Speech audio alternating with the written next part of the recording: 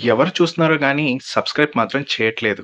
ఇది చూసి నాకు చాలా బాధేస్తుంది. అందుకే ముందుగా చెప్పేస్తున్నాను. ఈ వీడియో వాల్యుబుల్ ఇన్ఫర్మేషన్‌తో ఉంటుంది. కాబట్టి దయచేసి వీడియోని మధ్యలో స్కిప్ చేయకుండా పూర్తిగా చూడండి. ఫైనల్‌గా మీకు నచ్చితే లైక్, షేర్, సబ్స్క్రైబ్ చేయండి. మరి వివరాల్లోకి వెళ్ళిపోదామా? చైనాలో ఇప్పుడు హ్యూమన్ మెటా న్యూమో వైరస్ అనే కొత్త వైరస్ విస్తరిస్తోంది. 2019లో వచ్చిన మహమ్మారిలాగా ఇది కూడా ప్రజల్లో భయాన్ని పెంచుతుంది. ఈ వైరస్ వల్ల మళ్ళీ కరోనా లాంటి పరిస్థితులు వస్తాయా?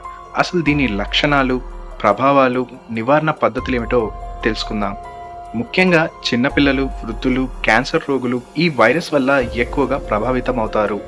ఇమ్యూనిటీ తక్కువగా ఉన్నవారికి జలుబు, నిమోనియా వచ్చే అవకాశం ఉంది. చలికాలంలో ఈ వైరస్ బాగా ప్రబలుతుంది. పిల్లల ఆసుపత్రులలో రద్దీ పెరుగుతోంది. ఇది సాధారణంగా ముక్కు కారడం, దగ్గు, గొంతు నొప్పి, శ్వాస తీసుకోవడంలో ఇబ్బంది వంటి లక్షణాలు చూపిస్తుంది. కొన్నిసార్లు ఇది బ్రోంకైటిస్, నిమోనియా, ఆస్తమా లాంటి తీవ్రమైన సమస్యలకు దారితీస్తుంది.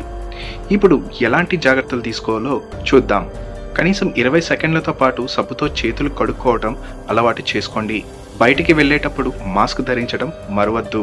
దగ్గినప్పుడు, తుమ్మినప్పుడు చేతులతో కవర్ చేయడం లేదా టిష్యూ వాడటం మంచిది. జలుబు ఉన్నవారికి దూరంగా ఉండండి.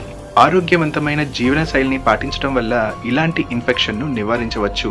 మొత్తానికి ఈ హ్యూమన్ మెటా నిమో వైరస్ గురించి సోషల్ మీడియాలో వస్తున్న వార్తలను చైనా అధికారులు ఖండించారు. కానీ మనం జాగ్రత్తలు తీసుకోవడం మర్చిపోవద్దు. ఆరోగ్యానికి కాపాడుకోవడం మన బాధ్యత. వీడియో మీకు నచ్చిందని అనుకుంటున్నాను. లైక్, షేర్, సబ్స్క్రైబ్ చేయడం మర్చిపోవద్దు. మరిన్ని అప్డేట్స్ కోసం ఎంబీ క్రియేటివ్ టాక్స్ను ఫాలో అవ్వండి. Stay tune.